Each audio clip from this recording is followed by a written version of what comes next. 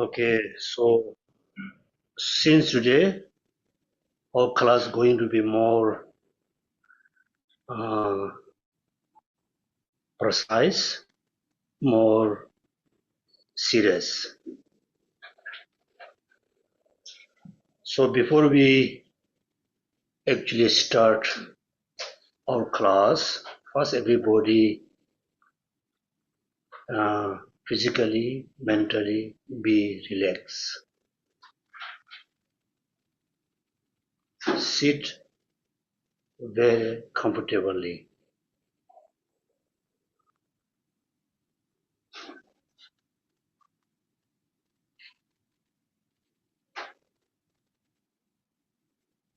Then your focus totally focus on your mind is totally focused on your breath in and out.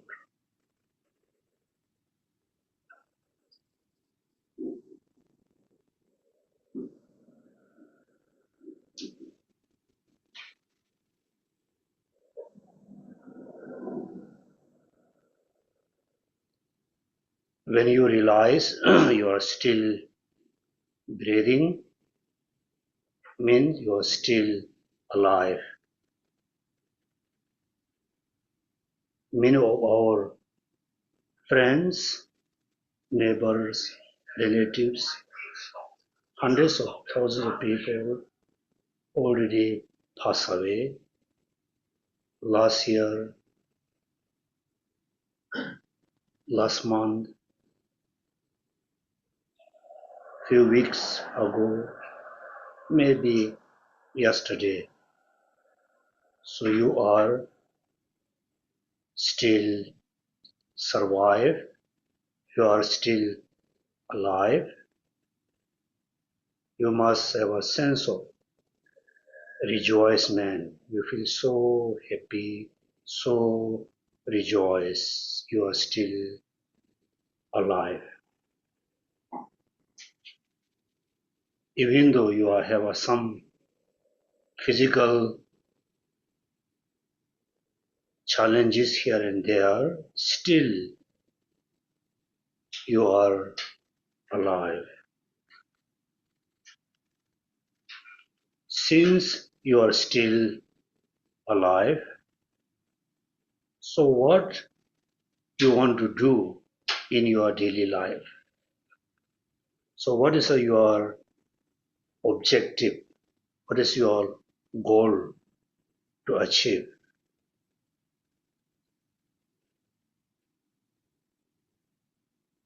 Your life goes as usual. Wake up early morning, drink, some drink, take a shower,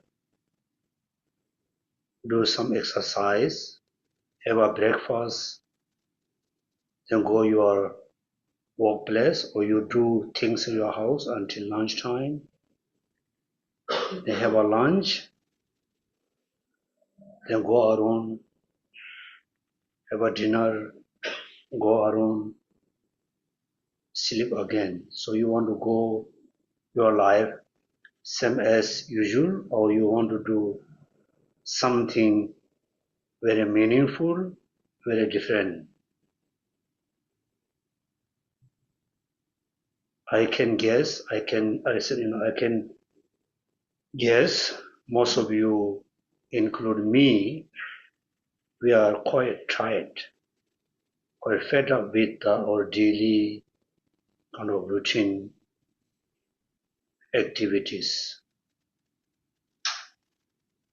So we must do, which is very important for yourself, also useful or important for others. So what we can do as a human being, simply we everybody try to be good person, happy person. As a Buddhist, we must be more serious and sincere about practicing Dharma. Therefore, we should think, since today I will focus more on Dharma, pure, ultimate Dharma. Until today, most of us, when we practice Dharma, when we think about practicing Dharma, we always remember recitation, chanting, prostration, visiting temple, visiting, like Rinpoche or Sifu or Lama, doing some fasting. Those are, in a way, very good to do. The more seriously, importantly, we must follow the pure Dharma, which can transform our mind.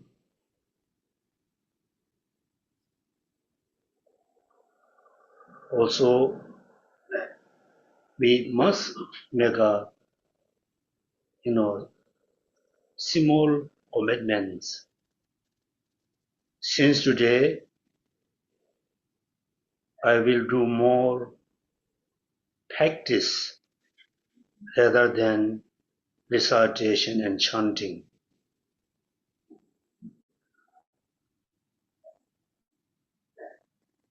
Then here, there's a question. So, yes, you can think, you can say, so many years I do recitation, chanting, prayers, making offering, prostration, visiting different temples, visiting the Buddhist historical site. Also, I make a contribution. Yearly, I do fasting. Also, daily, I do sadhana. So, what does mean, practice dharma? What does mean? So, related to today lesson, so everybody carefully listen what I'm going to explain. I said carefully listen means my English is not good at all. It's so difficult to understand my English. Therefore, you carefully listen what I'm going to say. So, how we start practicing Dharma?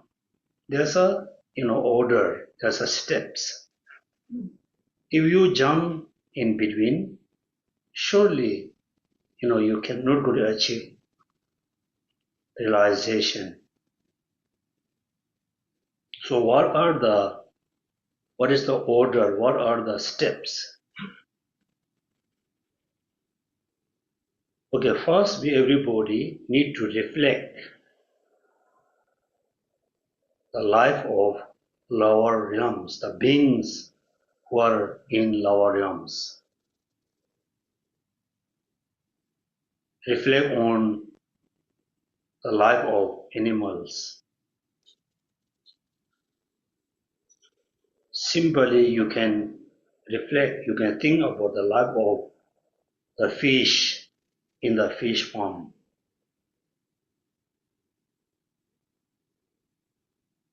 They can get food. The food are not their favorite one. They are living in the water. The water is the size of the water. The size of the palm is so small they cannot freely move around. Also, in order to remain them calm in the palm, they use certain amount of tranquilizer, alright, so certain kind of medicine to have a kind of half sleepy.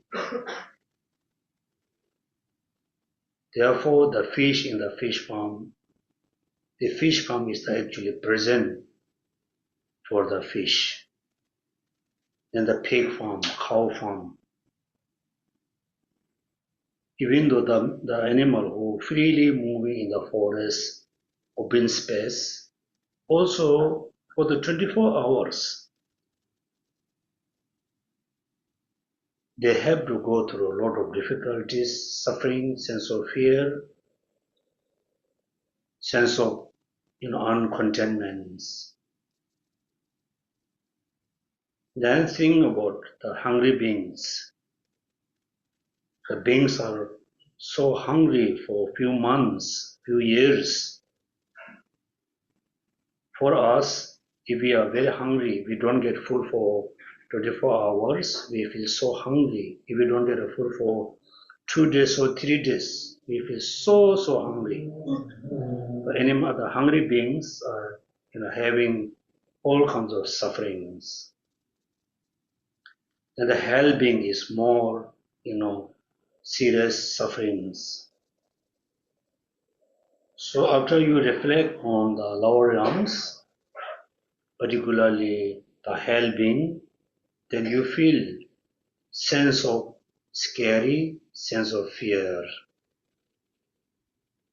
Then you think, you feel, I don't want to born, or I don't want, this kind of life. I want to free from the lower realms. I want to be very independent from the lower realms. So what is the methods? What is the kind of practice you can do in order to free from the lower realms? The practice is in a way very simple. After you feel sense of fear, then you take refuge to the Buddha, Dharma, and Sangha. If you're able to take refuge from your heart to the Buddha, Dharma, Sangha, then we can be free from the lower realms. Therefore, taking refuge is a very important practice to stop taking rebirth into lower realms. Not only taking refuge, also at the same time, you need to practice not engage into negative actions, particularly the non-10 virtuous action. Always try to engage into 10 virtuous action. Therefore, as a lay person, it's better to take the layperson vows or precept,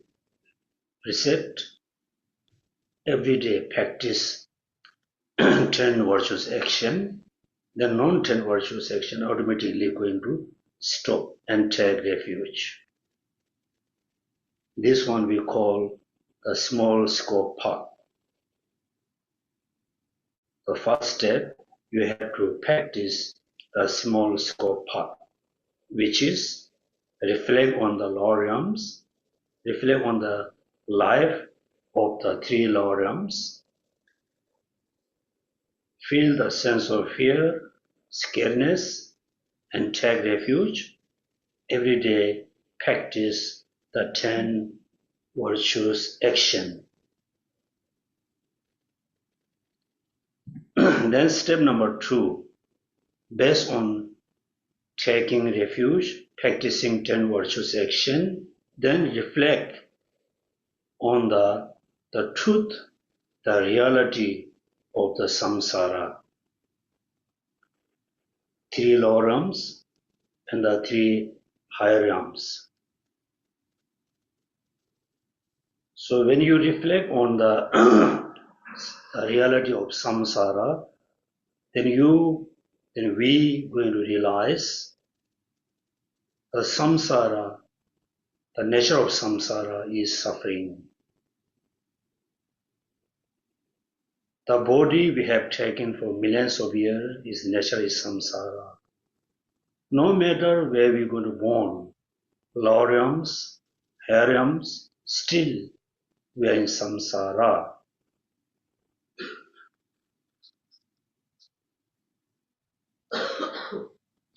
So maybe, like 10, 20 minutes, you just reflect on the truth, reality of the samsara. Then you need to generate a mind which is filled. I don't want to born anymore in samsara,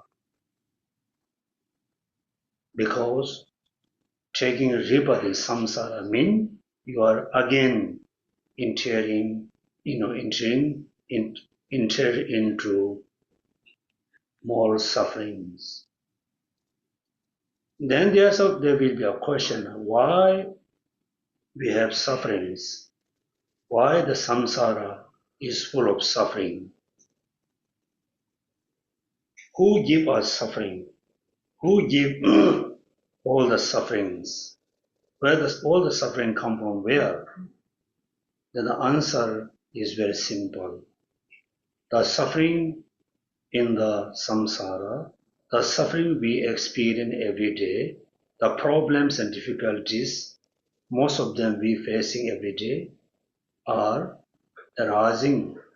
originated from the mainly three poison mind, which is ignorance, attachment, desire,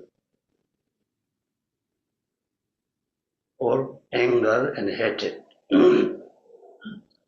So in order to free from the samsara, then we need to practice renunciation. When you practice renunciation, you got a mind, you got a feeling, think, I don't want to born, I don't want to come back again in samsara, because samsara is full of suffering. Therefore, renunciation. When your mind, when you are totally renounced, then automatically you're not going to have a sense of attachment towards anything in samsara. It doesn't mean, you don't need anything in samsara. No, we need, I said many times, we need house to stay, we need a food to eat, we need a clothes, we need everything, but it should not have a, attachment towards them. Then, in order to free from the samsara, we need to practice renunciation, particularly the wisdom which relies selflessness or emptiness. If you practice these two together, renunciation, the wisdom,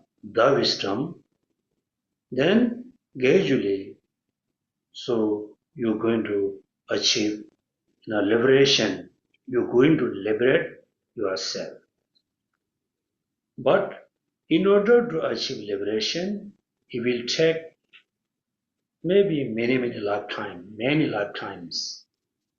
So how we should prepare? So as a middle scope, our achievement is the liberation, the self-liberation. In order to achieve liberation, it takes many lifetimes. So we have to prepare, continuously practice the three perfections or six perfections, particularly generosity, ethical discipline, and patience. If you don't practice ethical discipline, even though you practice renunciation, so we cannot take a good rebirth. We're not going to born into higher realms. If we born in lower realms, there's no way we continuously can practice the Dharma. So ethical discipline. If you If we only practice ethical discipline among the six perfections, yes, we can be born as a human, celestial being. So we are going to lack of all the necessary condition, like a house, food, like medicine. So think about this lifetime if you don't have a house and food,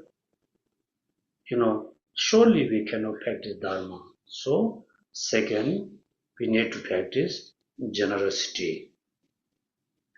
If we only practice ethical discipline, generosity, not patience, then the merit we accumulate for many lifetimes or every day, they're going to destroy by anger and hatred. So we need to practice patience. So through this practice, renunciation, wisdom, or sixth perfection, surely we're going to achieve liberation because we're going to we're going to get rid of the root of the samsara, mainly ignorance. Ignorance arises attachment, anger, hatred, jealousy, all the negative thoughts are kind of branch of ignorance. Then before we think I will only practice small scope path with the middle scope path. So here very important. We have to be very clear cut.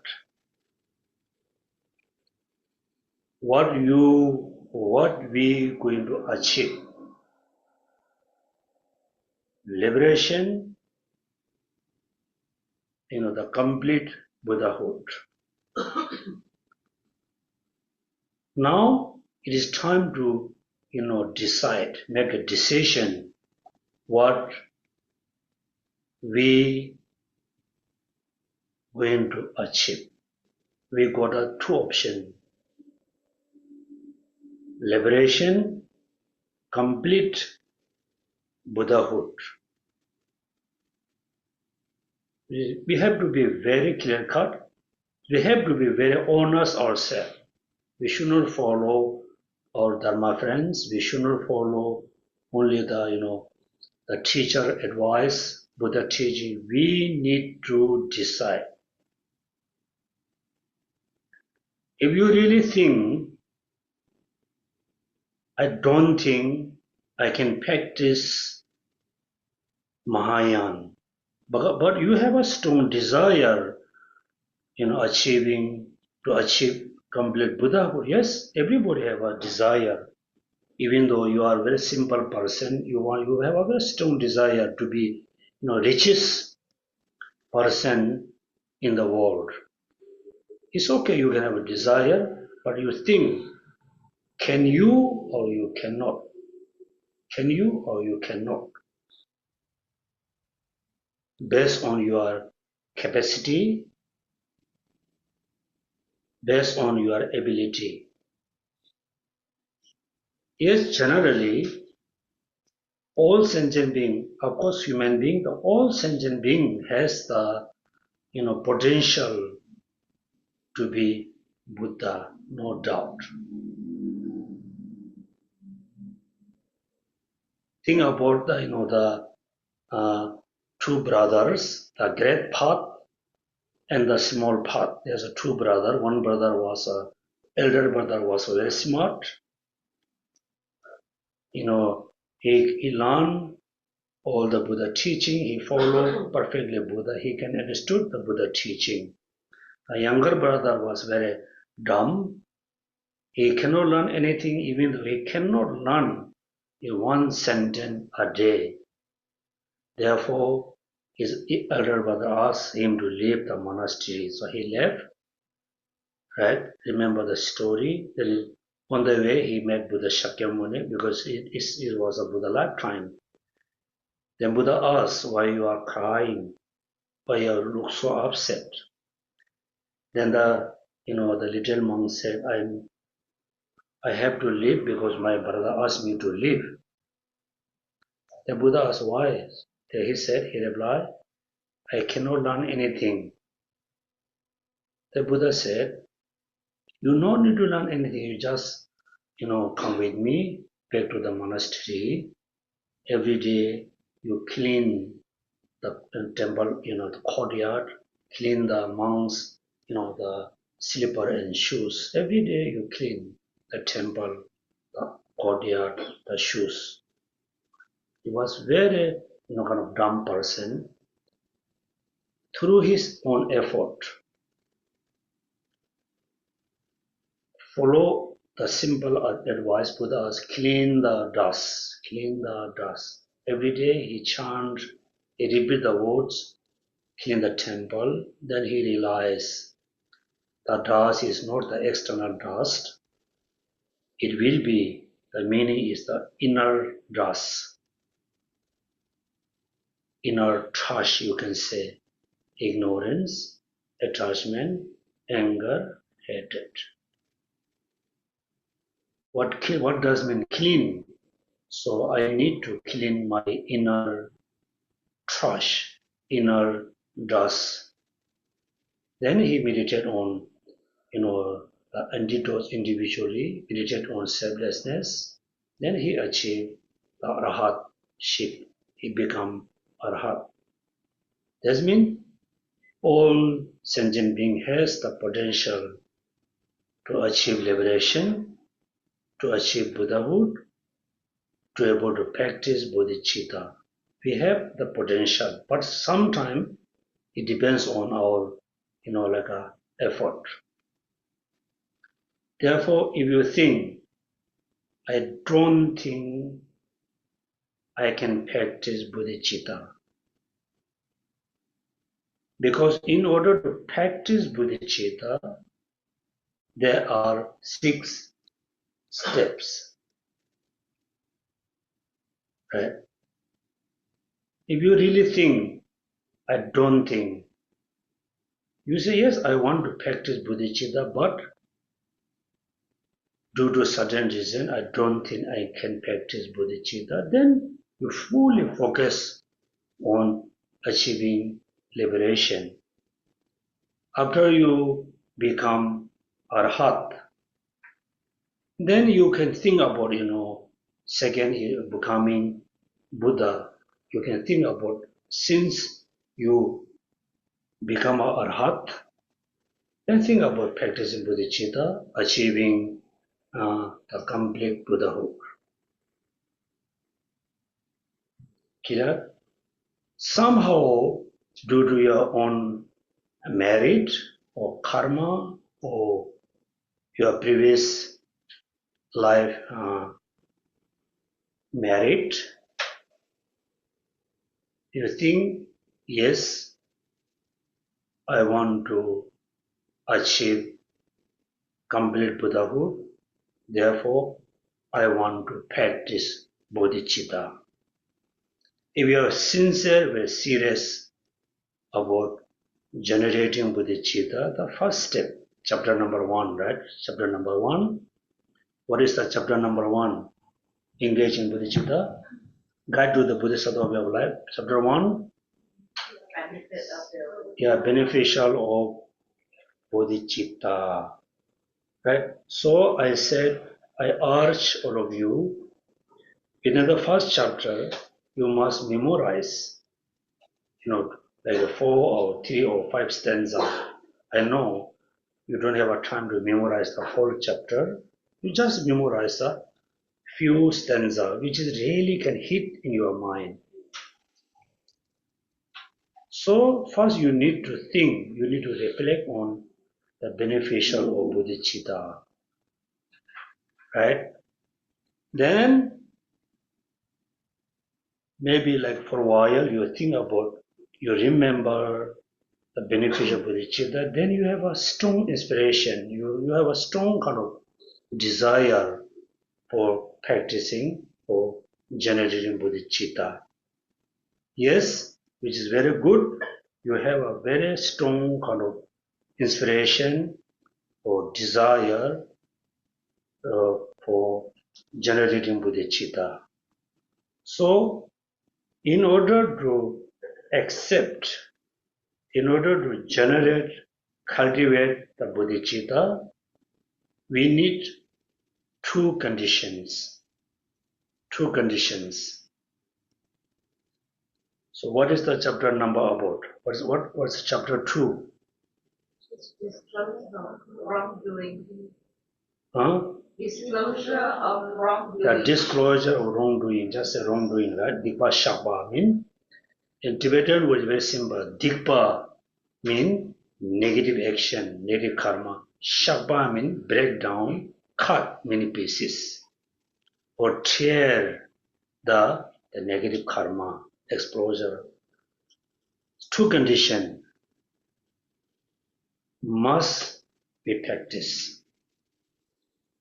Condition number 1, we must purify any kinds of negative karma within our minds. This is condition number 1.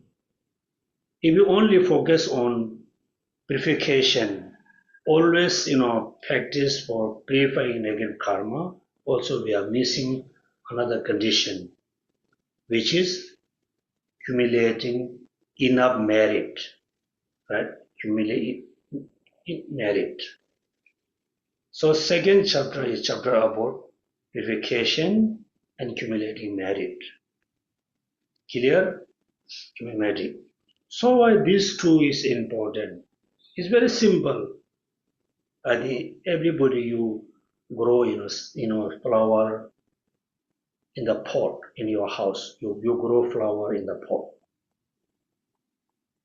What we need soil. When we bring soil, make sure in the soil there's no kind of bad seeds can grow the bad grass. Also, we need to remove the big stone, which can be obstacle to grow your flower. You need to remove the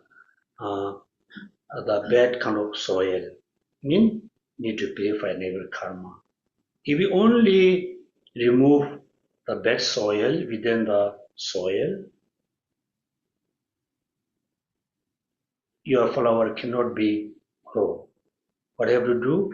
So you have to do the positive for the flower, adding water, in giving enough kind of heat. So within these two conditions, you can see the flower is slowly growing. Finally, you have a beautiful flower, right? Same. So in order to generate bodhicitta, make sure we must minimize, reduce, purify negative karma. Otherwise, this negative karma can be caused to degenerate your practice. If you don't have enough merit, also you don't have a conducive condition to cultivate bodhicitta. So, how we accumulate merit? Simple, right?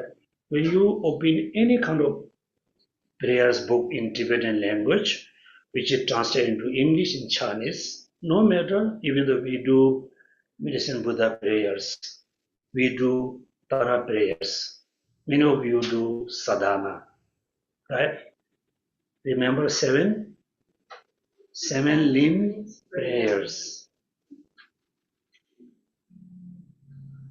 But you better to say 7 limb practice.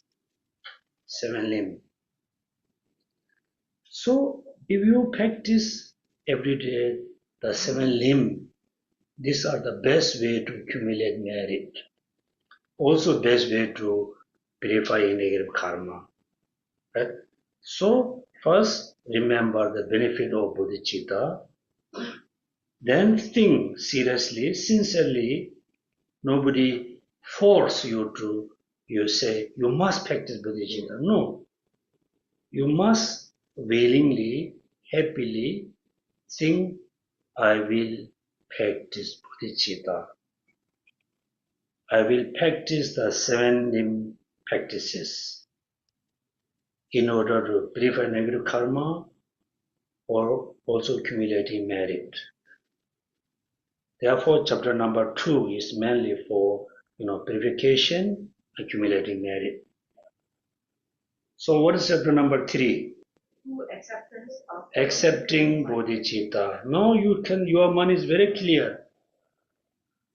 You have a sense of renunciation. Then you fully understood, bodhicitta can be the best practice for me. Then the step number 3, accepting. Now you are very ready to accept the bodhicitta. Mean you need, if there's a possible, you need a guru who can give you, who can explain you, who can perform the ritual. Also, when we hear about the ritual, right, suddenly we have a very interesting kind of image in our mind. Ritual mean what? Playing the damru, bell, flute, using very colorful kind of ceremony. Remember, I know all of you already accepted bodhicitta in front of your guru. Many of us accept bodhicitta in front of Dalai Lama. Remember how he explained, how he performed the ritual. Visualize on Buddha's Bodhisattva Way in 10 directions. Then think, since today I will accept bodhicitta. Ritual doesn't mean you need all the instrument. No need. No need.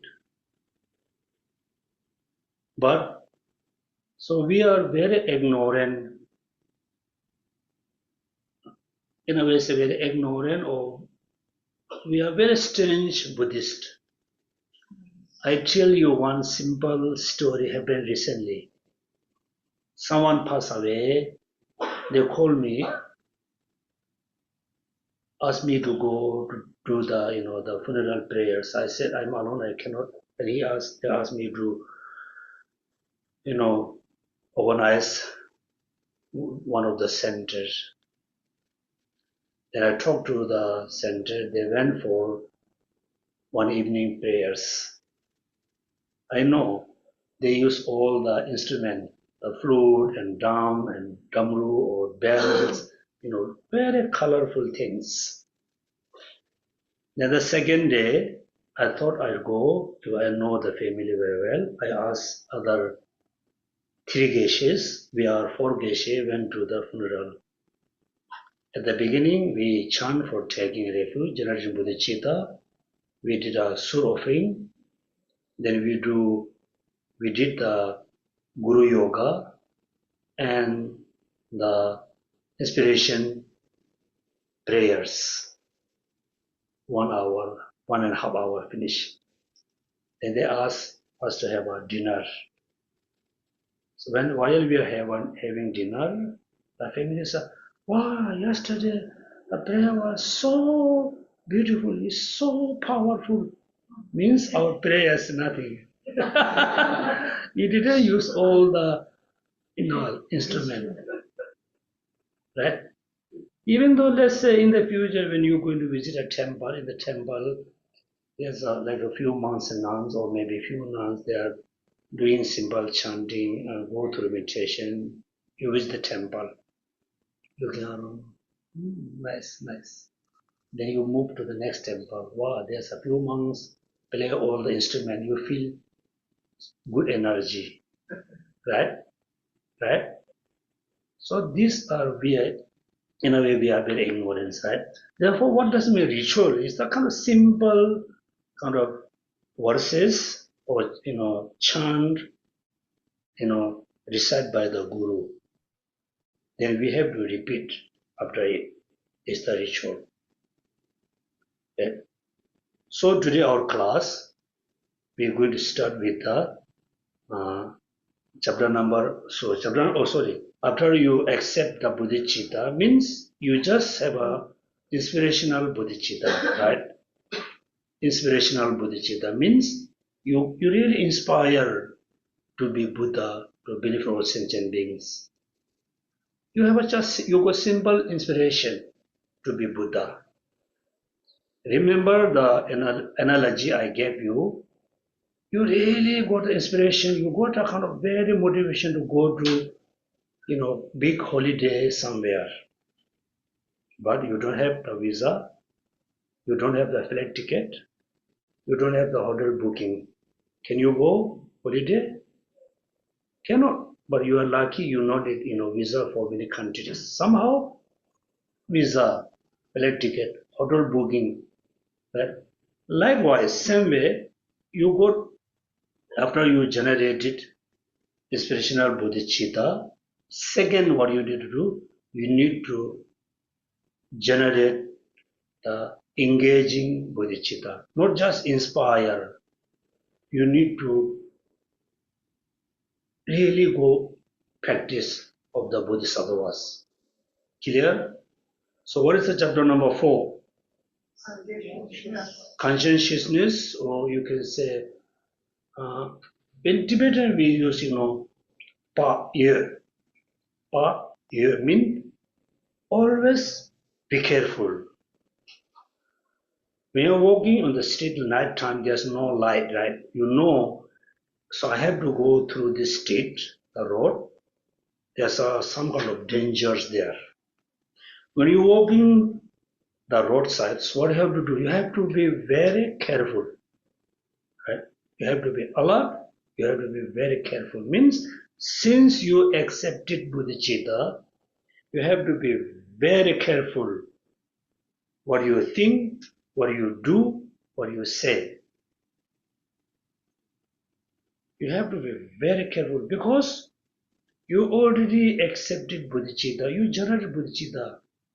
For example, for many years after, you put a lot of effort to collect or saving big amount of money. Many years, you spend a lot of time to earn, let's say, $100. Somehow, you have $100. The $100, you always think, when I have $100, I will buy this object, these things, right?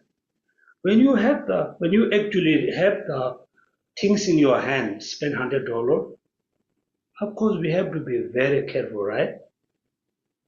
You can see the iPhone. When we buy, first we thought, oh, I want to buy iPhone. You went to the shop, you buy iPhone. Then what do you have to buy? Huh? You have to pay extra money, what they call? No. Extra warranty. You have to pay another $100 or $200. Oh, if something happen, you can get a new phone. Then yes, you don't want to lose, you pay. After that, the protection, the skin protection, the body cover, plus the battery. Look at when we buy the mobile phone doesn't come with a charger. You have to buy a charger. Since you have the phone, then you always careful with the phone, because for you the phone is so valuable, so important, right? Likewise, since you accepted bodhicitta in front of your guru or in front of the Buddha, you have to be very careful. Make sure you're not going to degenerate the bodhicitta. Make sure you're not going to decline the bodhicitta. Make sure you don't want to weaken the bodhicitta.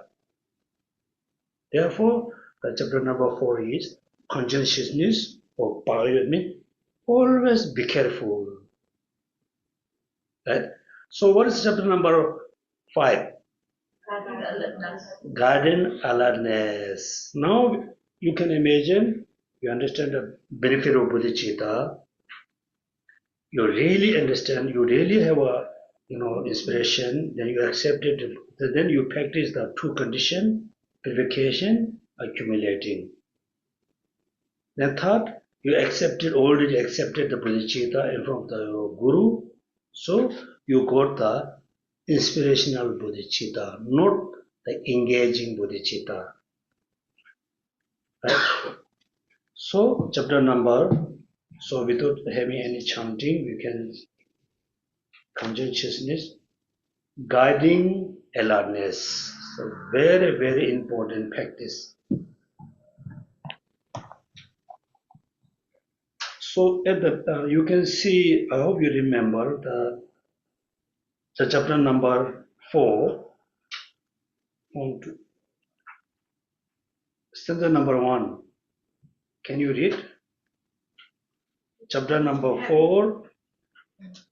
Having firmly seized the beginning mind in this way, conqueror children must never, ever, always should they extract themselves to never stop practice. So this means this kind of the summary of your practice.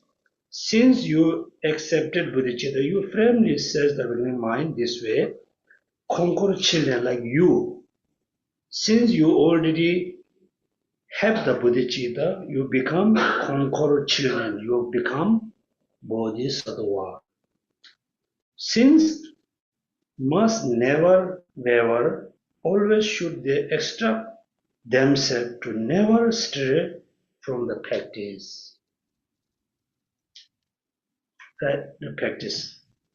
Now stanza number 5. Please read the first stanza. Those who wish to guide their practice should never attentively guide their mind. For those who do not guide their minds will be unable to guide their practice. This again beginning of the chapter number 5 is kind of summary, is kind of very important advice. Now we wish to guide our practice. What does mean guide? Here, this context. Guide mean, yeah, you can say closely watch, you can say protect your practice, right? That means, so since you accepted bodhicitta, remember when you accepted bodhicitta, how did you accept? You accept in front of the Buddha, say, since today I will practice bodhicitta to benefit all sentient beings. That time you already invited all sentient beings as your important guests. Say, since today I will benefit for you. You have one practice of great compassion, love. Now, are you wish to guide your practice? Answer me. Are you wish to guide your practice? Yes. Simply say yes. It's very easy to say yes. Let us say no. Right? Nobody give you punishment. But when you say, yes, I wish to guide my practice, then I always follow my practice, no matter any condition, no matter any environment. I will practice, I guide my practice. So how you can guide your practice? The next stanza, or those who do not guide their mind will be unable to guide their practice. If you want to guide your practice, you need to guide your minds. Should very attentively guide their mind. Attentively guide their mind in your mind or my mind. Now you can change, I wish to guide my practice. I should very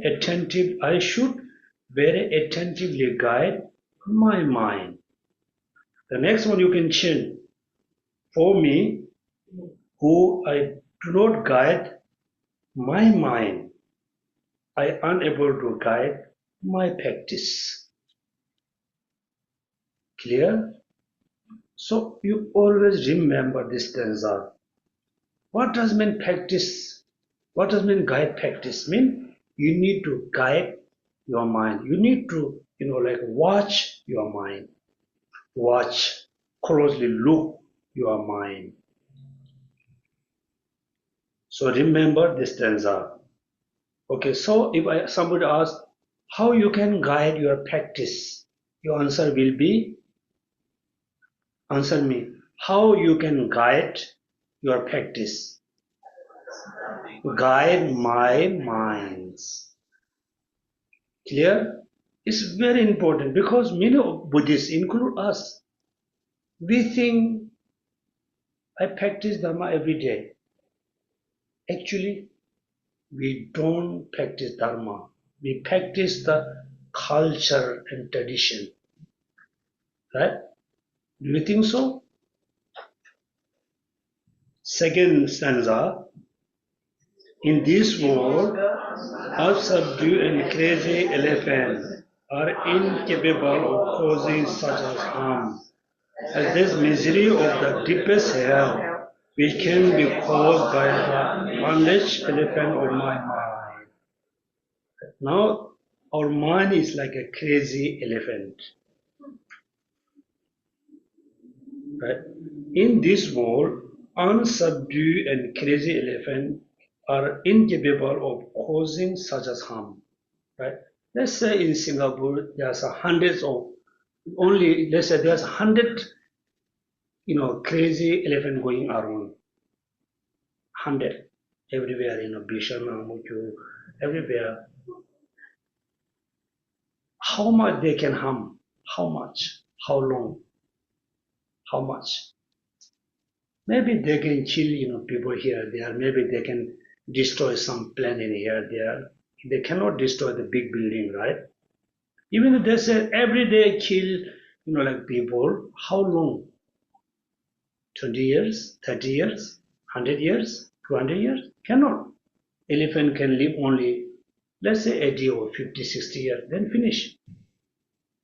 But our crazy mind, for as the causing such a harm, as the misery of the deepest hill, which can be caused by the, please read, unleashed elephant of mind.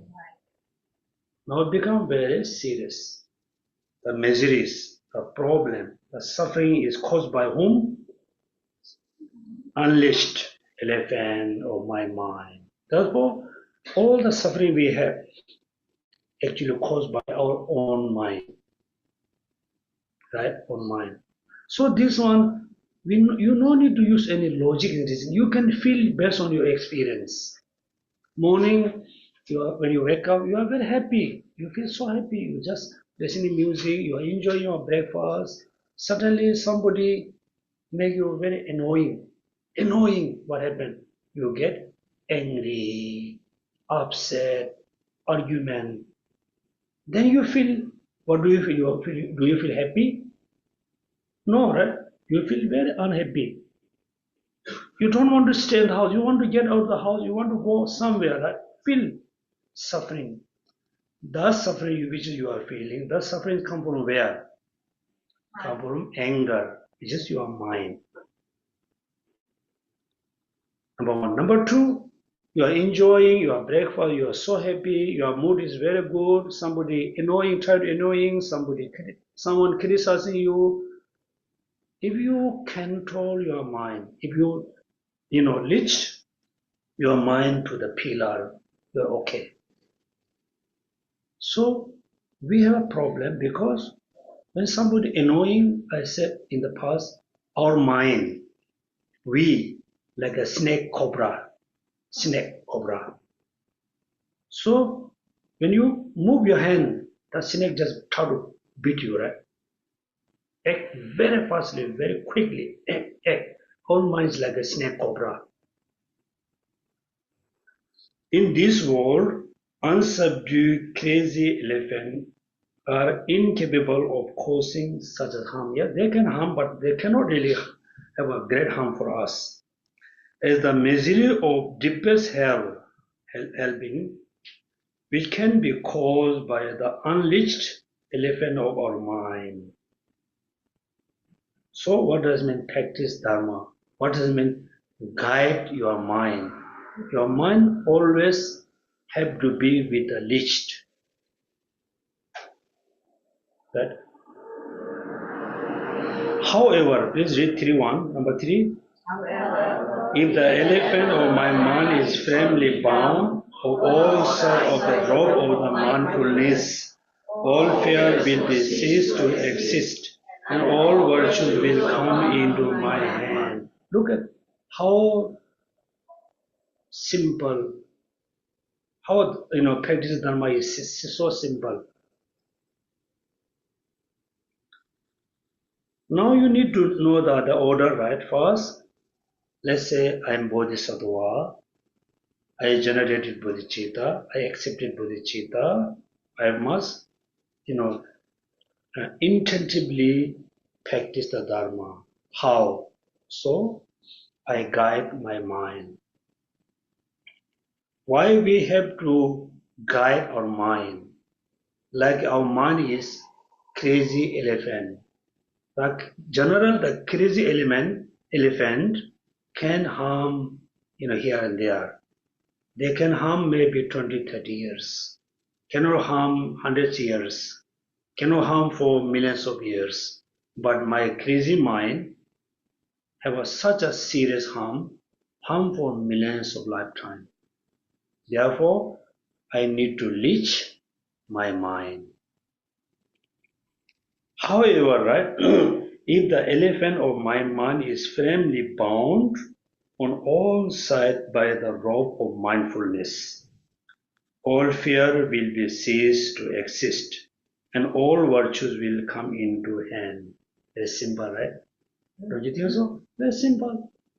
Wash your mind, tight your mind with the mindfulness, rope of the mindfulness. Now you go to the elephant. Elephant is look like what? Our mind. Our mind is look like elephant. The mindfulness is like a rope.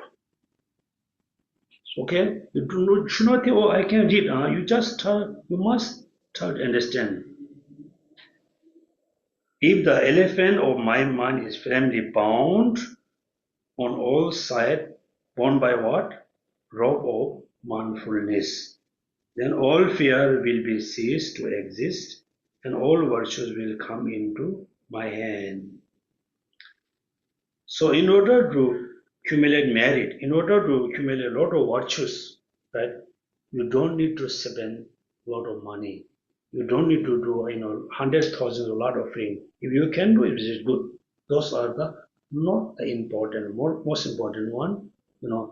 Try your mind with the mindfulness. What does mean bound all side by the rope of mindfulness? Very simple. First in the morning, let's say everybody, 7 o'clock, 7 a.m., we all sit together. Then the guru or the teacher said, please generate compassion. Then we visualize all sentient beings. We really, cultivate compassion. Right? Few seconds. After a few seconds, our mind has gone. Our mind is wandering everywhere. Why? Because we don't have the mindfulness. Mindfulness means the mind must transform as a compassion. The mindfulness must remember now I am cultivating compassion. Cultivate compassion. I wish all sentient being, free from suffering. Free from suffering. Free from suffering continuously. Therefore, the mindfulness need to remember what are you doing now, right? Now, based on our daily experience, I tell you my experience, very interesting, right? Everybody has the same story. Let's say morning you cultivate compassion. Yes, at the beginning we can remember we are very alert. Somehow a man has gone thinking about something else. Now you trace how the thoughts come. So difficult how to distract the mind from the compassion. In between, actually we have many thoughts.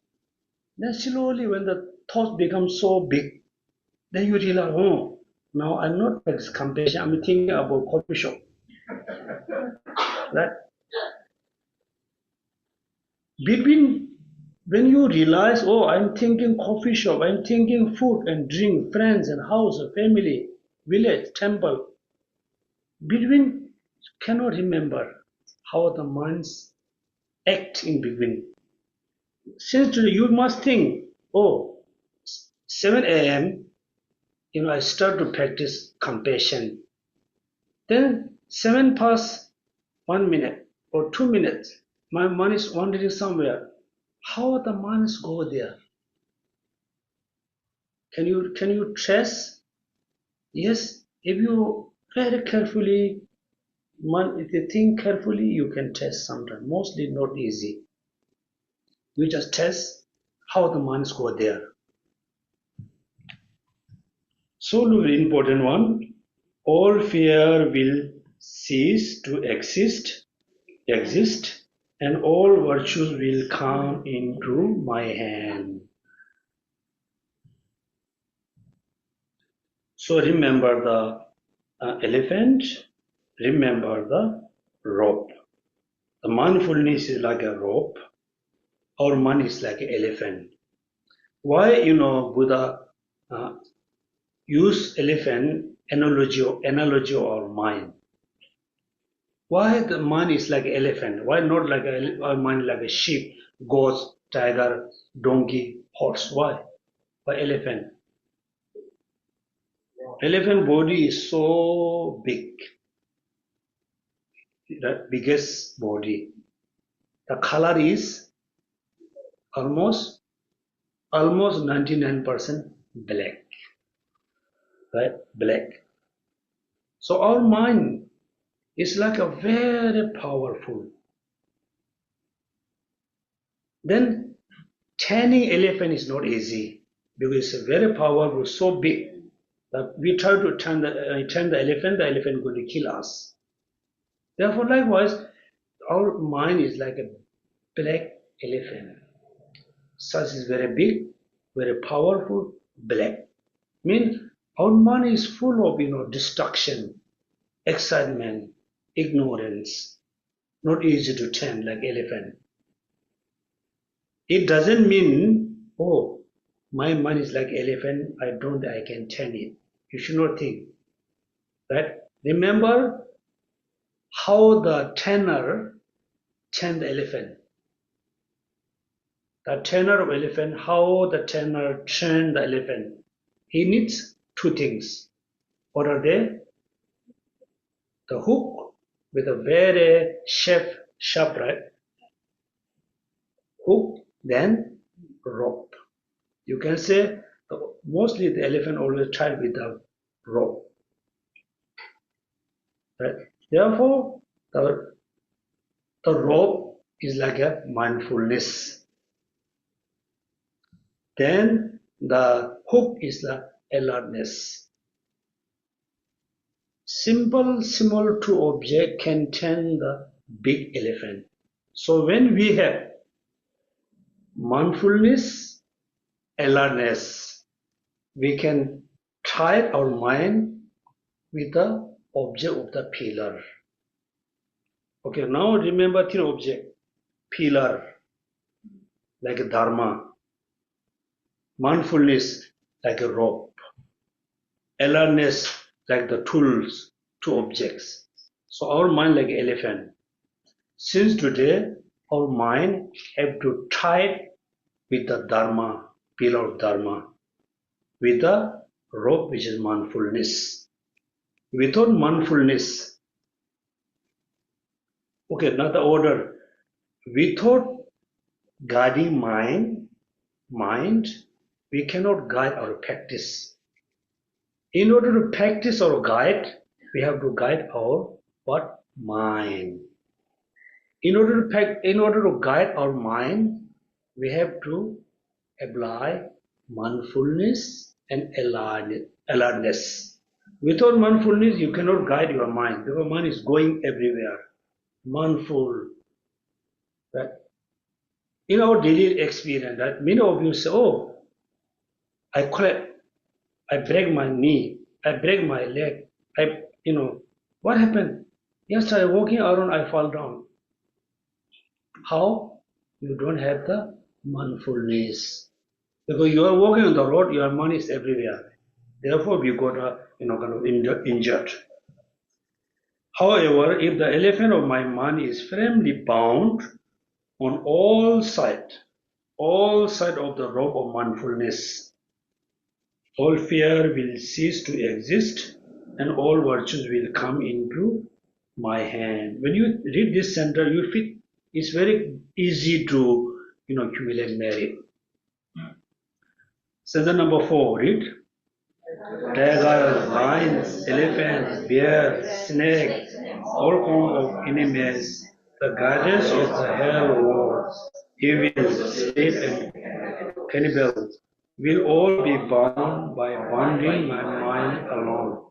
Will all be subdued by subduing my alone. Right? So here you can say, when you guide, our mind is bound with the mindfulness, therefore all the fears will cease. Fear of like tiger, lions, elephant, bear, snake, all forms of enemies, the guardians of the hell's world, evil spirit and cannibal, right? So this we should not think, since I guide my mind, I can be free from the like a sense of fear of tiger and lion, elephant. It's come, I think, when your practice go a bit profound or a bit higher, then the external enemy, any kinds of enemy, become your friends. At the beginning, you should not think, I cannot be harmed by tiger because I practice compassion. The tiger is going to kill you. The snake is going to kill you. So when you practice little bit, go higher, surely you can have this kind of experience. The last two lines, the gardens of the hell world, evil, spirit, and cannibal, right? Those are also, now you can see how we can be kind of free from the fears of the gardens of the hell world, evil spirit, and cannibal. So this last two sentences is also important. Normally, what we believe, what we think about the hell, right? How many hells there are? 18 types of hell realms. Normally, what we believe, we really think there's a kind of place which is namely hell. We can go there. We can get out from the hell. In the reality, there's no such a kind of like a place which is namely hell. We can go, we can come there. No, there's no such as place there. When you look at the kind of story or history or certain teaching mention or somewhere like 100 or few thousand kilometers, there's a hell being. Have you heard these kind of things? No, there's no such a thing there. So your negative karmas, your positive thoughts going to manifest as a hell being, hell. Then, due to your karma, you're going to have all kinds of experience. All the hell, is hell beings. The hell realm is manifestation of your own karma. Right? If there's such a hell, kind of a place, surely we can destroy it. We can use very powerful, like a missile and bomb. We all go and destroy the hell. We can, right? There's no such a thing there. But you should not think, oh, there's no such a hell I can go. But the suffering we have, the problem we have is come from where? With our mind. So when we are dying with a lot of negative karma, the negative karma going to manifest as such as scary hell, scary place. So we're going to have all kinds of suffering. Therefore, if you guide your mind, then there's no such as evil spirit and cannibal. Number 5. We'll all be bound by bonding my mind alone, and we'll all be subdued by subdue my mind alone. So, what is your main practice will be after you read this sutra, this teaching?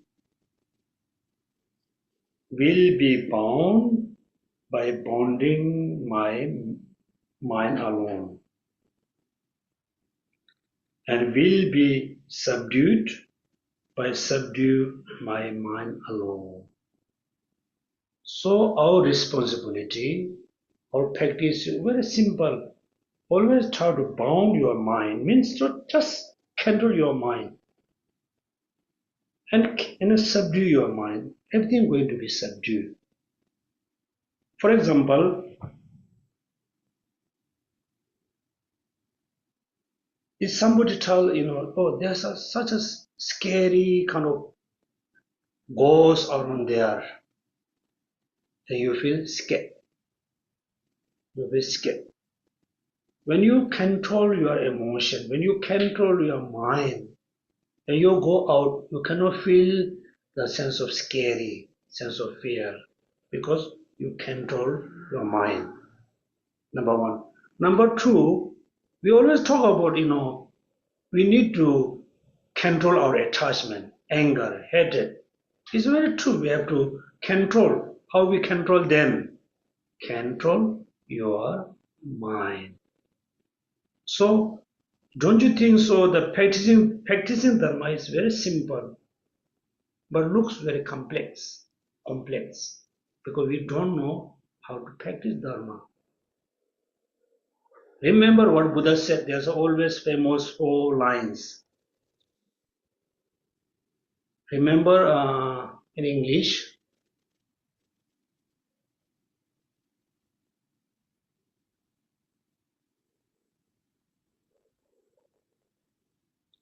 Buddha cannot clean your sins or negative karma, right?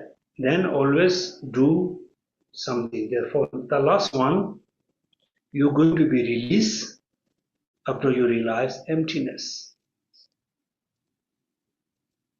Buddha said very clearly, I cannot, clean your negative karma. I cannot remove your suffering by my hand. I cannot transform my realization to you. So what you have to do? You have to realize emptiness. You have to realize impermanence. You have to practice the law of causality. That means, so now, based on Buddhism, right, we got a serious responsibility. Your suffering depends on you. Your happiness also depends on you. Your liberation depends on you. Your Buddhahood depends on you. It not depends on anybody else. So, if you think I'm Buddhist, if you think I'm, good student, Buddha student, you must follow this kind of teaching. Number 6, teacher himself has shown that in this way all fears as well as all boundless misery originate from the mind. That means what is Shantideva said this. So we have to bound, we have to guide our mind, because the mind is the main cause. The mind is the kind of prime mover. The perfect teacher himself has shown that in this way all fears as well as all boundless miseries originated from the mind. Right? Mind. So in order to perfectly practice Dharma, we have to guide our mind. If we don't guide our mind, we always go through a lot of fears, suffering, and misery. Now you can see, until today, I'm not saying all of you, until today, most of us, we just fly in the sky, flying around, chanting, recitation. We never come down on the ground. Just flying every day. Then we have such a kind of impractical imagination. Now you can see all boundless misery originated from what? From the mind. So in order to free from the misery or suffering, what do you have to do? You have to guide your mind. So we cannot be free from our misery, suffering through chanting, prayer, prostration. No. So main practice is, guide our minds. Number 7. Create all the weapons of those in the hell. Who create the burning iron ground? From where did all this issue? The next one. The mighty one has said that all such a thing are the work of the negative mind. In within the three worlds, there is nothing for fear other than mind. These two you must read together. Right? Who initially created all the weapons of those in the hell? We talk about there's a lot of weapon, big fire, big pot, boiling water, the guiding going to cook us in the big pot, right? The pot, the hell gardens, the weapons is created by whom? Created by our own mind. Let's say, to me and one of you, we both, died together. When we're dying, we both have a, kind of lot of negative karmas with our mind. After we die, we both going to go to hell. But we not going to have a common hell. No. You have your own hell. I have my own hell. There's no such as common hell. Because we don't have a common karma. My hell, the hell, the things is manifestation of my negative karma. Your hell is manifestation of your own karma. There's no common hell, we can go together. Right? If we go together, we're going to recognize each other. Hey, how are you? Right? Let's say, you go together in hell, we recognize each other. I say, hey, how are you? What could you say? I'm okay? Wow, so suffering. Right? So suffering. You feel regret, engaged in negative karma in the past. Or I'm also saying, yes, it's a lot of suffering, right? There's no such as, common hell, because everything is carried by your own mind. Now in the last sentence, number 7, right? From where did all the women's in hell ensures, right? Why the wood comes a woman? Because in Tibetan language, when they translate the Sanskrit into Tibetan, there's 2 different words. One is the fire and weapon. May is fire. Did all the fire in the hell? May mean fire. May. Then one translation, mo like female. This we're not sure if this translation problem, or maybe the original text has a may or mo. So we have two options. May is fire. Its formula is fire. From where did all the fire in hell come from? Now you can see the Matthew one has said that all such a thing are working for the negative mind. Hence, within the three-wall sphere, there's nothing to fear other than my mind. So if somebody asks whom you mostly scared or fear about, my mind. My mind is true, right? Let's say you are scared about your enemy. Your enemy can be live maybe 90 years. He or she going to die. I am very fear or scared about the hot weather.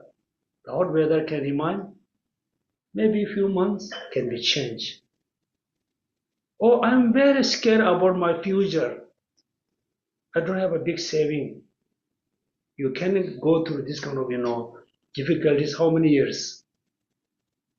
50, 60 finish. Now you can see if you really want to fear, scared about our own mind. Our own mind. Right? So if you really scared of your own mind, if you really fear, my mind is the most thing I must fear, I must scare. But I cannot really we cannot cut our mind. We cannot do ovation, take out our mind, cannot. So what I have to do? Guide our own mind.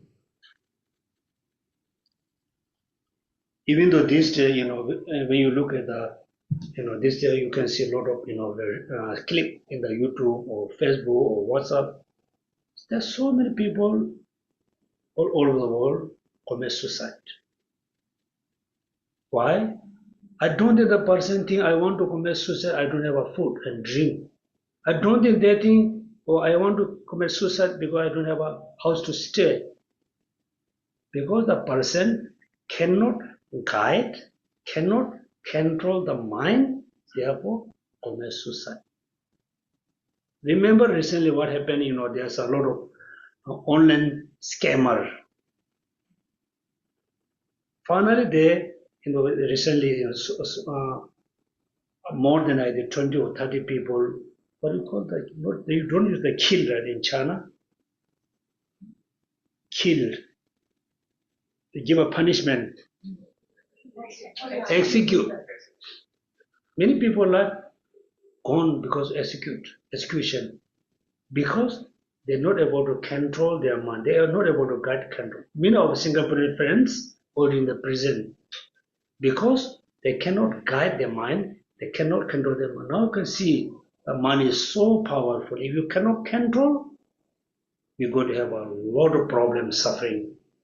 If you're able to control, we always can live happy life. Not only this life, next life we can have a happy life.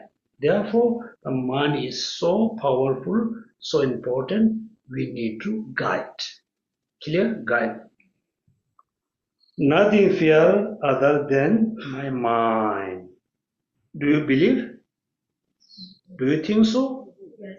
If you really think so, if you really believe, after you study, after you think about, yes, everything is my mind. Very simple. No need to use logic. No need to think very, kind of deeply. Becoming friend. How you become friend with each other. The food, yes, food, environment, or Facebook, WhatsApp, they become trigger you to be friend with someone. When you say, I am your friend, they are my friend because you are mine. Tomorrow you say, I'm no more friend with this person, mean your mind is not there. Be friend, becoming enemy.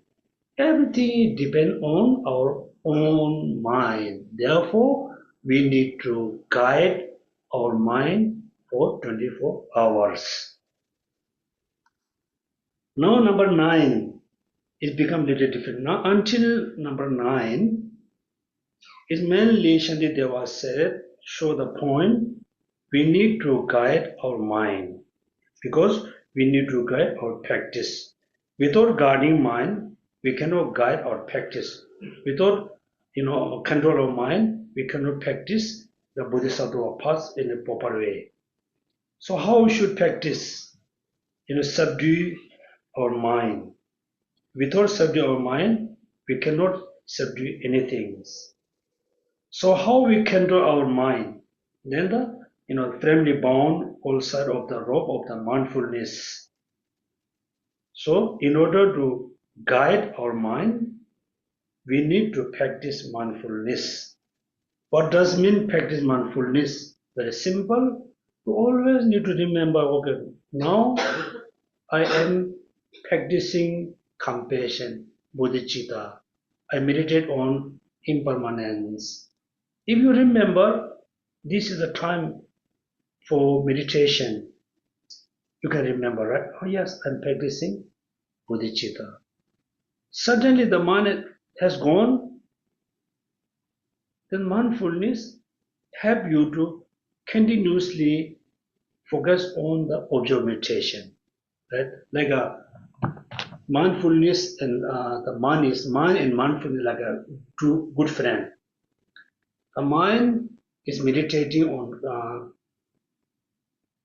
impermanence. The mindfulness always supporting. Make sure mind you continuously meditate on impermanence. Then there's another friend next to the mind. The mind is the center.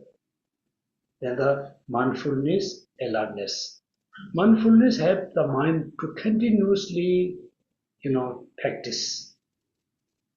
Alertness it helps when the mind is disturbed. If immediately the alertness say, hey, you are already disturbed. You are not there. You are going somewhere.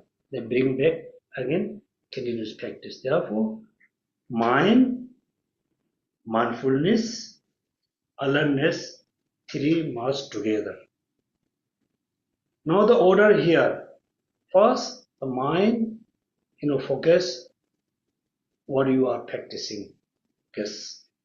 The mindfulness must remember.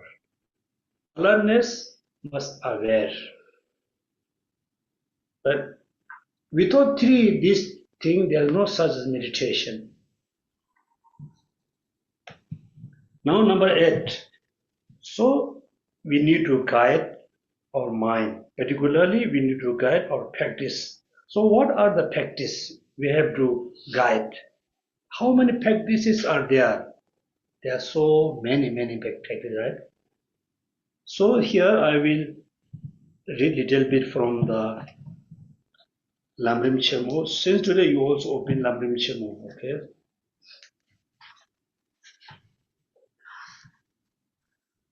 So you just listen. I know you don't have the hard copy.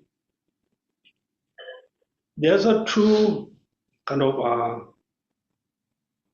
line. Number 1, how to turn in Mahayana in general. How to turn our mind, Mahayana in general. Number 2, how to turn especially in the Vajrayana. There's 2 questions. Question number 1, how we turn our mind in the Mahayana in general, and how to turn, especially in the Vajrayana.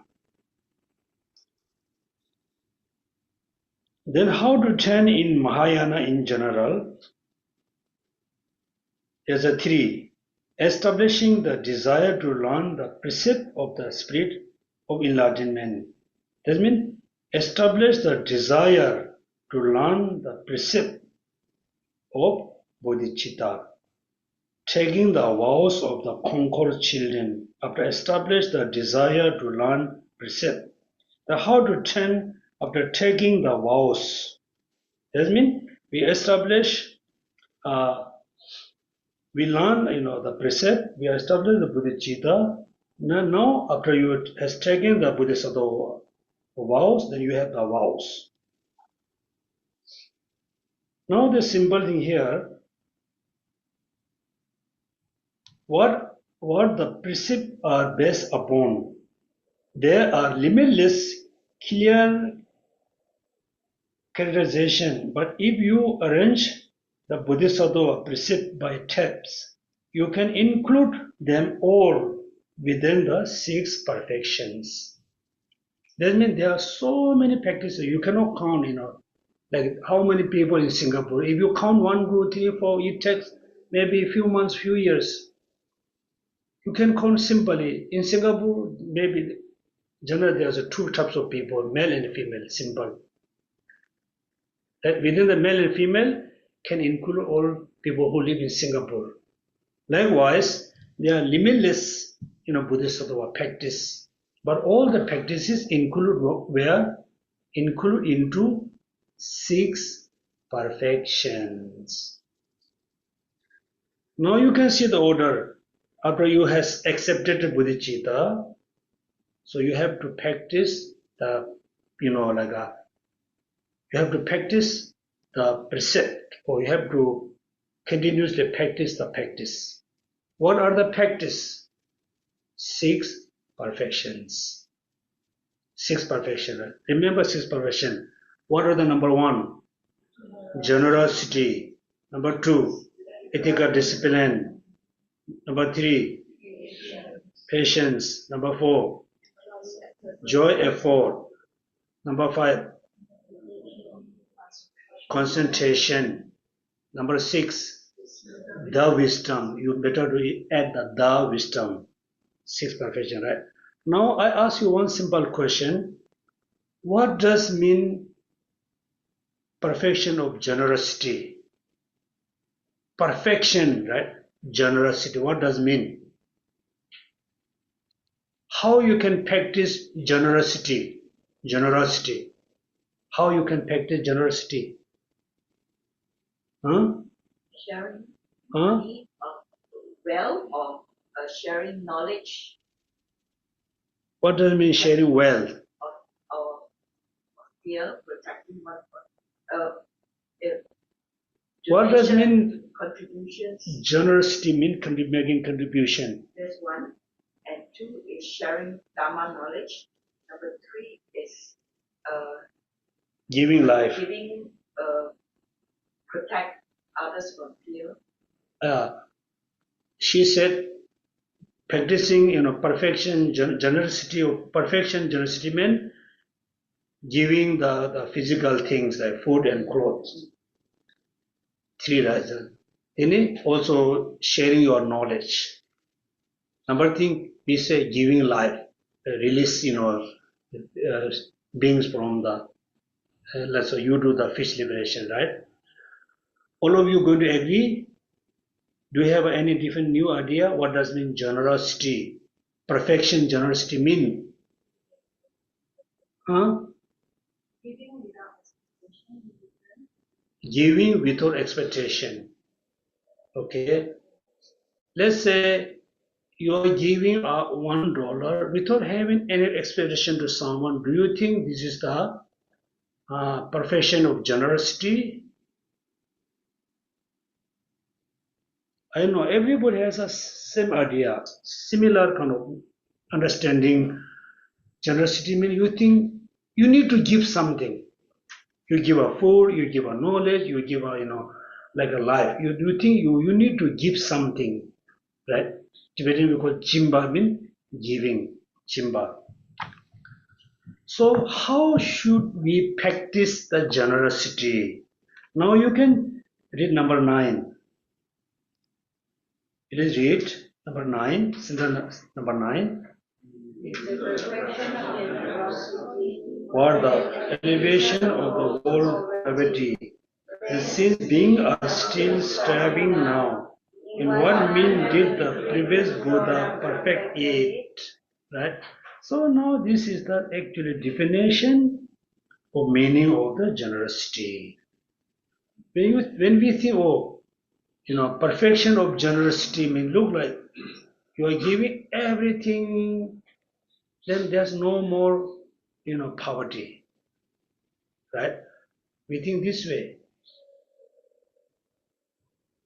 If the perfections of generosity were the elevation of world's poverty, then since beings are still striving now, in what means did the previous Buddha perfect it? Right? Buddha Shakyamuni complete practice generosity. All the Buddhas did, practice generosity completely. But still you can see so many hungry beings, so many, poor people around us. What does mean? Buddhas perfect it. Number 10, read. Series to be the thought to give all being everything together with the force of such a thought in its simple state of the mind. Now you can see again come to the mind. So he said, train your mind, guide your mind. Also practicing generosity means again, guide your mind. If the perfect of generosity, the perfection of generosity is said to be the thought to giving all beings everything. Together with the fruits of such a thought, hence it is simply still mind. That means, what does mean, perfection of generosity? In your mind, whether you give or not, is not important. In your mind, you need to think, I will give everything to all sentient beings. Your mind have to be very, clear. I'm going to give everything to all sentient beings. Include the result, after you are giving, you're going to have a good result. Include all the result. That means in your mind, if you really think about the thing, I'm going to give everything to all sentient beings. If you have a strong, stable mind, this is the generosity. Whether you give or no is not important, okay? You should not think, but it's so not easy to think, I will give everything, right? Can you think? Are you going to give everything away? First you think, can? Not easy, because now you have all kinds of worry. If I really want to say I will give everything, my house has gone, my saving has gone, my car has gone. Then how I can survive? You have this kind of fear. First, we cannot really think I can give everything. Why we cannot think? We have a attachment. We have a craving. We have a fears. So Buddha Shakyamuni, a complete practice of generosity means he doesn't have any kinds of this kind of attachment, craving, clinging. Even the Bodhisattva, this morning I thought about, His Holiness Dalai Lama. In the future, when you go to see him in Melodganj, when you enter the main gate, you can see beautiful garden and flowers. You go further in, you can see, wow, big house, lots of, beautiful kind of decoration, so beautiful. So when you enter into actually his residence, I hope you have seen some kind of documentary. In his house, he doesn't have much, only the books, or maybe in the past he used a radio, then matters, simple, mainly two-time meals. Now you can see, we think, oh, all this, every day, how many people you make a contribution, how many people offer money to the office. Actually, he used only the money which he received from Indian government. Maybe this day, maybe 6,000-7,000 rupees. This is his daily use. So whatever, donation, contribution come to the Dalai Lama Trust, 100% give away. Therefore, how he practiced generosity.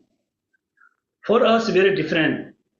When you visit the big or rich person house, the person has a sense of saving or attachment. Oh, everything since enters the house is what is mine, is mine. Then you can say, look at this is my car, this is my watch, this is my collection of the beer.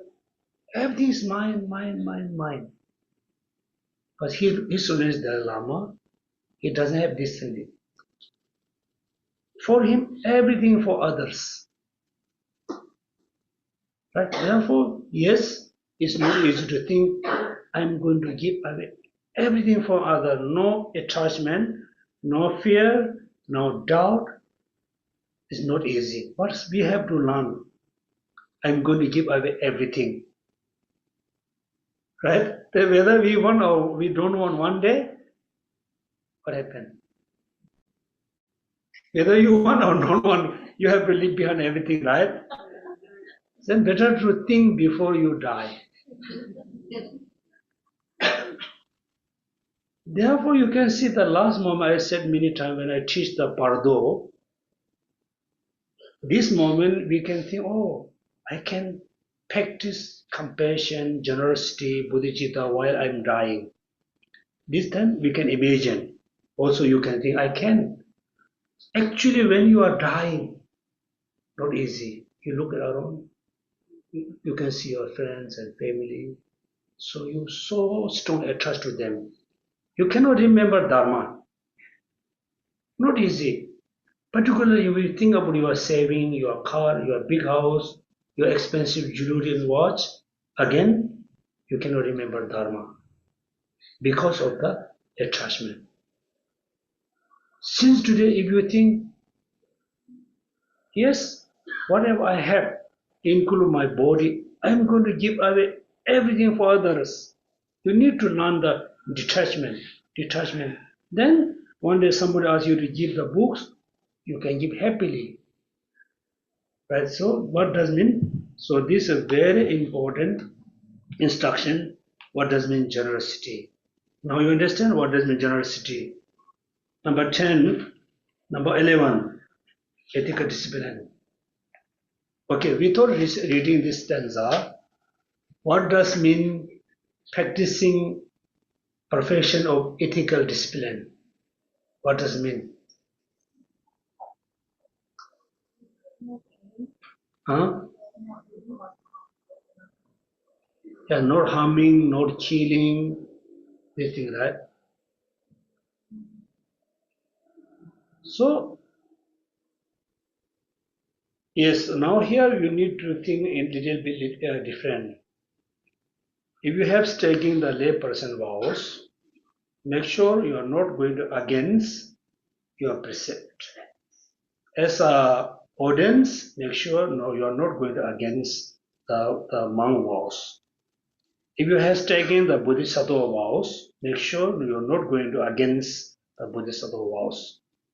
If you taken the Vajrayana vows or Tantrayana vows, you make sure generally you are not going to, against this practice. Right? This is very general one. But mainly the practicing ethical discipline means your mind is totally free from harming, not harming any creatures.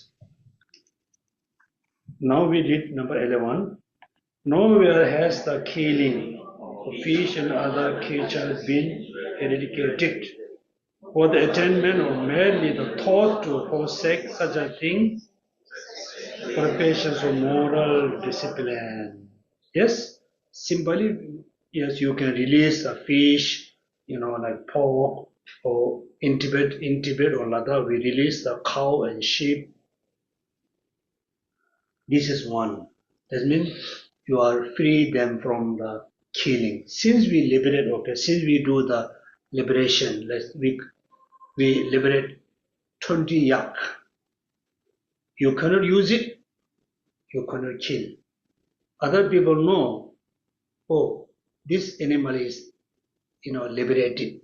We put a sign on the body or some color, so you can see we relieve the yak for killing. This one. Second, in your mind, you need to think, since today, I'm not going to kill any living beings, any creatures.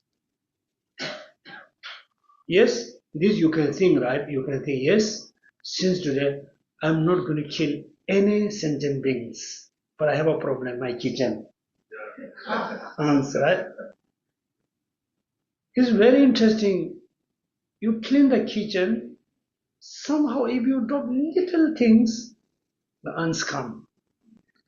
Then I was doing some kind of research. I'm looking how actually they know I drop small drop of honey on the table. I was just doing research. Every day I thought how they know, right?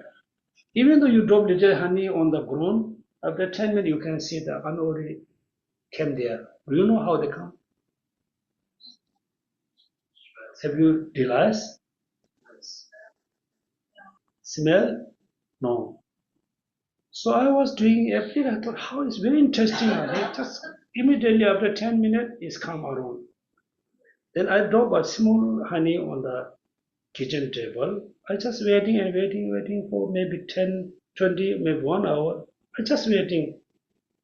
Then somehow you can see when you look around your kitchen, you can see some kind of 1 or 2 ants going around. If you open your door, you can see. Some they are just moving around, going around. Then they can touch the sweet. Then immediately the one ant just run back to the net. But on the way, the one ant can meet someone. All the ants touch to the ants. Touch. They're tasting the roots. Right? Now you can see, the ants is coming there. What you have to do? First, remove the ants. You clear the roots with some kind of detergent, some kind of soap. You clean the roots. Maybe a few weeks they cannot come. They don't know the roots, right? But this one thing. Second, also, yes, this moment without killing, we can survive. Very good. After 20 years or 20 years, there's serious poverty all over the world. It's happened in Tibet. Serious poverty. You don't have such as rice, or enough rice or flour or fruits. You are so hungry. Then you saw like a fish in the water. What are you going to do? No choice. We will kill. That moment you have to restrain your mind. Oh no, I practice ethical discipline. Even though I'm not going to kill this fish, I'm not going to kill the frog and snake, even though it costs my life. That means you are practicing ethical discipline. When you are happy, full of food, you don't need to worry about this thing. But not easy. Finally, you must have very strong and stable kind of mental commitment, not verbally commitment, mentally think. Even though it costs my life, I'm not going to kill any creature, any living being. If you have this kind of mind, means you are practicing perfection of ethical discipline. Then number 12. Number is a practice of patience, right? Number 12. Read. Space. They cannot possibly all be overcome. However, if I overcome thoughts of anger alone, this will be equivalent to vanquishing all foes. Number 13. Enough leather with which to cover the surface of the earth, yet wanting the leather just on the sole of my shoes. And number 14. Likewise, it is not possible for me to restrain the external cause of things. silence then this mind of mine. What would I do in spiritual else? Distributable else. And these three practice of ethical practice of patience is very true. I think many of you heard this word many times. Right? Unruly beings are unlimited as a space. They cannot possibly all be overcome. However, if I overcome thoughts of anger alone, this will be equivalent to vanquishing all force. It's very, very, very true. So every step you can see, very rude person. Every step you can see when you go to the shopping mall, when you go to the food court, even you are asking, you are paying for, rice and vegetable. The action is something very rude, right? That moment you must control your anger. You cannot say, "Hey, uncle, auntie, don't show angry with me." You cannot control your anger. So we cannot say, "You don't make me angry, don't make me angry." You cannot say that. There's millions of people. What you have to do, you control your anger. You overcome thoughts of anger alone. This will be equivalent to vanquishing all foes, all enemies. This analogy you must remember, number 13. Where would I possibly find enough leather with which to cover the surface of the earth, yet wearing leather just on the sole of my shoes is equivalent to covering the earth with this. Right now you can see what does mean practice of patience. You cannot think I have to patience with this person, this person, this person. Right? This morning I thought about how we can have a enemy. It's very interesting when you think, for example, all of you are living in the HDB, right? You can think about how many people whom you really don't like in your HDB, how many people whom you don't like. You can see only one, the most one, serious one. You're okay with other people who live in the same HDB. You have how many enemy? Only one enemy. Rest of them, like your friend, they are good, right? Let's say you have two enemies. The rest of the people who living in the HDB, they are okay. They are good people. Do you think it is true? Understand what I'm saying? Let's say all of you are living in one HDB. So how many enemies do you have in same HDB? I don't have. Really? Your husband? My husband not my enemy. Kind of enemy. Right? So think about, yes, when you think about, this uncle, this auntie, this brother is very annoying. I don't like them. The rest of people are very nice, very good. Is this true or not? In a way, true. Then the enemy, the person whom you really don't like, he passed away. You're happy. You think all people are good. After a few days, someone become your enemy. Right? Because when the big enemy has gone, after a few days, another enemy come. Now, you are living only with the 5 people in the HDB. You think they are good. Then somehow, after a few weeks, few months, one will become your enemy. Now 4, 3, 2. So, your enemy is going to end until all people died. Right? So, it is impossible we can wait until all people die. Then I don't have any more enemy. The best, what you have to do? Practice patience, control your thoughts of anger. Then all people going to be your friend. Right? So this one we are talking about general one. Now you are living with your family. If you are married, you have a husband, you have a wife, or somehow you are living with the family. So having enemy outside is quite easy. Sometimes you can see the enemy. Sometimes you cannot see the enemy for a few months. You're okay. But the people who live with you can see every day. If you are living with a sense of anger and hatred with your family, how you can have a happy life? How you can be very relaxed? No, for 24 hours you are being very unhappy.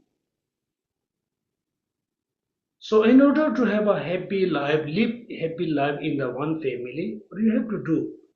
You have to control your anger, hatred. Even though you should not think, I must change my family. Cannot. You change your mind, you control your anger, then they're saying all the nasty thing you're okay. Right? So therefore, you should not think the practicing patient only practice with the, your outside people. You have to practice the patient first, your family, then your neighbors, then slowly all the people who live in the HDB, then slowly all people live in Singapore. Then all Shenzhen be very easy, right? Okay, so we can. So for you as a homework, I ask you to read. Now today we stop here, number 14. So you can continue to read number 15, 16, 17, let's say 15 to 30. It doesn't mean you should not read more. Okay, number 15 to number 30 you read together, you think about, then you can think how I can practice it. Practice. You not only think, then actually you need to practice. Actually, you need to change yourself. You need to transform yourself. Right?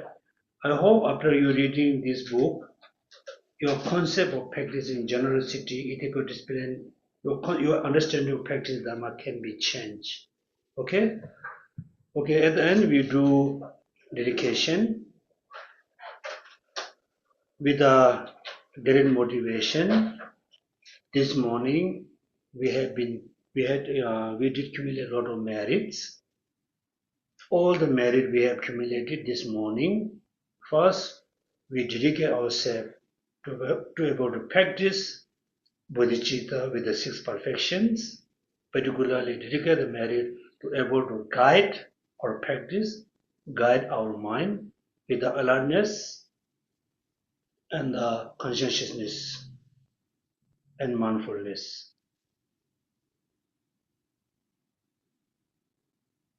Second, we dedicate the merit to benefit all sentient beings, particularly all the donor and supporter of Tibetan Buddhist Center, include all your families.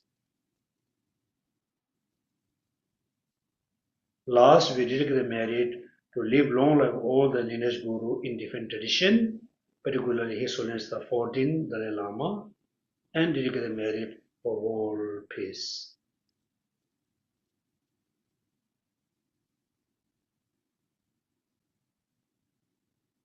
Okay, thank you for attending the class. Then have a happy weekend. Thank you.